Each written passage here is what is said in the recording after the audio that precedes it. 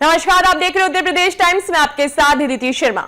आइए नजर डालते हैं 7 बजे की 7 बड़ी खबरों पर। भारत समेत दुनिया भर में मनाया जा रहा 10वां अंतर्राष्ट्रीय योग दिवस। सीएम योगी बोले, योग दिवस पूर्वजों और विरासत के प्रति सम्मान। भारत समेत दुनिया भर में आज 10वां अंतर्राष्ट्रीय योग दिवस मनाया जा रहा है। इस मौके पर उत्तर प्रदेश की राजधानी लखनऊ में भी योगाभ्यास के कार्यक्रमों का आयोजन किया गया।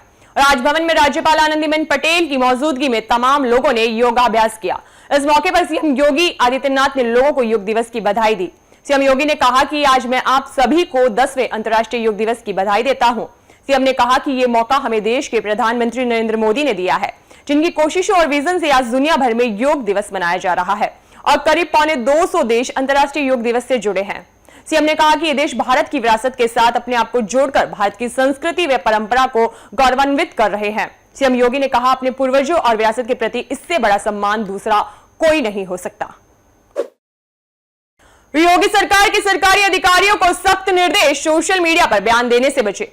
राज्य सरकार का अब कोई भी अधिकारी कर्मचारी मनमानी बयानबाजी मीडिया पर नहीं कर सकेगा। इसको लेकर शासन ने अपने अधिकारियों और कर्मचारियों के लिए नई गाइडलाइन जारी की है। आदेश के मुताबिक मीडिया से बात करने के लिए पहले सरकार से मंजूरी लेनी होगी। आदेश में कहा गया है कि मीडिया में जिसको बोलना है पहले सरकारी मंजूरी लेनी होगी। सोशल मीडिया के लिए भी नियम तय किए गए हैं।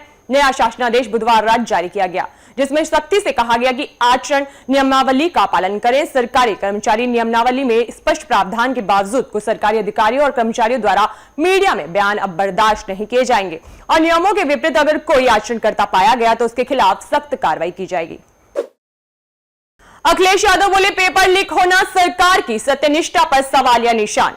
सपा अध्यक्ष अखिलेश यादव ने भाजपा पर तंज कसते हुए पुलिस भर्ती परीक्षा का पेपर लीक और गुजरात की कंपनी से इसके कनेक्शन को लेकर सवाल उठाए हैं। उन्होंने सोशल मीडिया साइट एक्स पर भाजपा पर तंज कसते हुए कहा कि भाजपाइयों की यही पहचान, झूठों को काम, झूठों को सलाम। आगे उन्होंने कहा कि ये आरोप बेहद गंभीर हैं कि पुलिस भर्ती परीक्षा का पेपर आयोजित करवाने वाली गुजरात की कंपनी का ही पेपर लीक करवाने में हाथ है और उसका मालिक जब सफलतापूर्वक विदेश भाग गया उसके बाद ही उत्तर प्रदेश सरकार ने उसके बारे में जनता को बताया और जनता के गुस्से से बचने के लिए, दिखाने भर के लिए उस कंपनी को ब्लैकलिस्ट कर दिया। अखिलेश ने आगे कहा कि यूपी में काम करने वाली हर कंपनी के इतिहास और उसकी सत्यनिष्ठा, गुणवत्ता की जांच की जाए। जब बेईमान और कलंकित कंपनियों को काम दिया जाए तो जनता को समझ लेना चाहिए कि इसमें काम देने वाले उत्तर प्रदेश सरकार के उस मंत्रालय और उसके विभाग के लोगों की भी हिस्सेदारी है। मतलब ये भ्रष्टाचार की साझेदारी है। नीट परीक्षा में गड़बड़ी से कांग्रेसियों में उबाल, दोबारा परीक्षा के लिए जोरदार प्रदर्शन। प्रयागराज में मेडिकल संस्थानों में दाखिले के लिए हुई नीट प्रवेश परीक्षा के रिजल्ट में गड़बड़ी को लेकर विपक्षी दलों का विरोध प्रदर्शन लगातार उग्र होता जा रहा है। नीट प्रवेश परीक्षा के रिजल्ट को रद्द करने की मांग को लेकर शुक्रवार को कांग्रेसी नेताओं और कार्यकर्ताओं ने कलेक्ट्रेट पर जोरदार प्रदर्शन किया। कांग्रेस के नेताओं ने केंद्र की भाजपा सरकार पर नीट परीक्षा पारदर्शी ढंग से न कराने का आरोप लगाया है। कांग्रेसियों ने कहा कि सरकार लाखों बच्चों के भविष्य के साथ खिलवाड़ कर रही है। कांग्रेस के प्रदेश महासचिव मुकुंद तिवारी ने नीट प्रवेश परीक्षा को रद्द कर नए सिरे से कराने की मांग की है। उन्होंने नीट परीक्षा में गड़बड़ी के लिए केंद्र की मोदी सरकार को जिम्मेदार ठहराते हुए सीबीआई से जांच की मांग की है। तो वहीं कांग्रेस प्रदेश अध्यक्ष अजय राय ने नीट परीक्षा को लेकर सरकार को जमकर घेरा और अजय राय ने केंद्रीय शिक्षा मंत्री का इस्तीफा मांगा। साथ ही एनटीए से दोबारा परीक्षा कराए जाने की मांग की। वाराणसी के उद्योगपति झुनझुनवाला के यहां ईडी की रेड, बैंक धोखाधड़ी का है मामला। वाराणसी से बड़ी खबर सामने आ रही है। ईडी ने प्रसिद्ध उद्योगपति दीनानाथ झुनझुनवाला के खिलाफ कार्रवाई की है। यह कार्रवाई धन शोधन के आरोप के संबंध में की गई है। ईडी के अधिकारियों ने झुनझुनवाला के निवास, कार्यालय और कारखानों सहित कई स्थानों पर छापेमारी की। फिलहाल टीम ने 2 लैपटॉप और कई फाइलों को अपने कब्जे में लिया है। कंपनी के नाम पर अब तक के बैंकों से लिए गए लोन और दस्तावेजों की जांच के बाद टीम पूछताछ कर रही है। झुनझुनवाला का झूला ब्रांड वनस्पति तेल यूपी बिहार में मशहूर है। जानकारी के मुताबिक मामला बैंक धोखाधड़ी से जुड़ा हुआ है। बताया जा रहा है कि ईडी की कार्रवाई के दौरान झुनझुनवाला के घर के अंदर या बाहर आने जाने पर रोक लगाई गई थी। सभी के मोबाइल व इलेक्ट्रॉनिक उपकरणों को कब्जे में लेकर छानबीन की कार्रवाई की गई। अयोध्या में डैमेज कंट्रोल में जुटी सरकार, विस्थापित दुकानदारों को राहत। अयोध्या में लोकसभा चुनाव में खराब प्रदर्शन के बाद अपनी छवि सुधारने पर प्रशासन जुट गया है। यह एहसास गुरुवार को मंडलायुक्त गौरव दयाल की अध्यक्षता में हुई अयोध्या विकास प्राधिकरण की बैठक में हुआ। वित्तीय वर्ष 2024-25 में लगभग 200 करोड़ रुपए से प्राधिकरण क्षेत्र के विकास को बजट पास किया गया।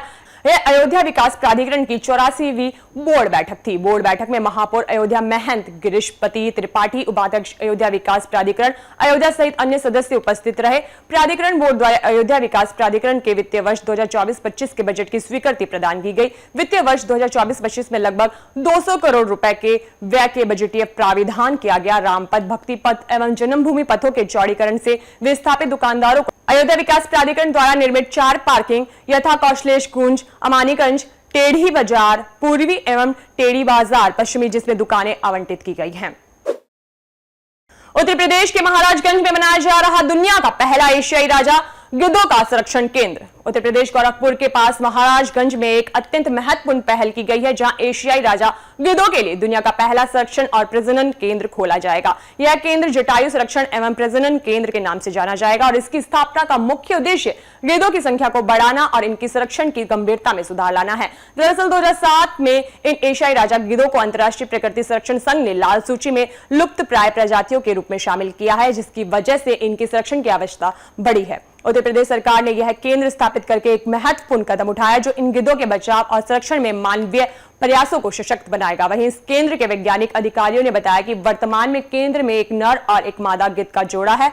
इस केंद्र का उद्घाटन 30 दिसंबर 2022 को किया गया और इसके बाद ही पहला गिद्ध यहाँ लाया गया था। इसके बाद एक और गिद्ध भी इस केंद्र में लाया गया। अब केंद्र में 2 मादा गिद्ध भी लाने की योजना है। फिलहाल आज की बुलेटिन में इतना ही। देश विदेश की तमाम बड़ी खबरों से जुड़े रहने के लिए देखते रहिए उत्तर प्रदेश टाइम्स। धन्यवाद।